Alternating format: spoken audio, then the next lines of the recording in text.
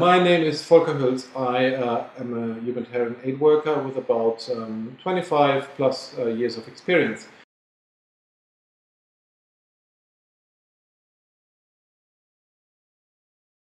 The problem I see for our profession is that the media is often very focused on the acute crisis and the very urgent response to it, but tends to forget to follow up on those problems that continue when the response takes longer, because the media business is very much in and out, and they like to move on to other topics, and to an extent they have to. So the perspective on aid workers is very biased in a way, because it's this spotlight when there's a crisis, and then when the crisis is out of the media and it's not reported on anymore, then we also forget about our profession and what needs to be done when the TV camera is not on.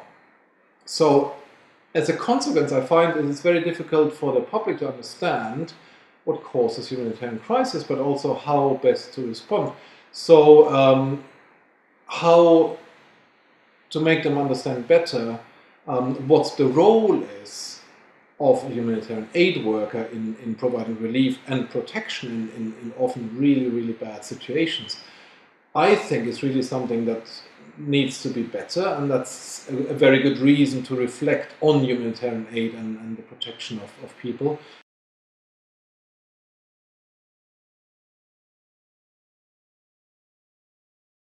There's a whole bunch of motivated people that just want to go out and help. Who prepares them? And that's really something that I don't think is very well understood. I was lucky because I spent about a good 10 years in the national civil protection system, where I got very, very good professional training on how to respond to crisis, and that I could really fall back on that when I worked internationally. But a lot of my colleagues, they go out with very little practical experience, and they really learn on the job in very, very bad places.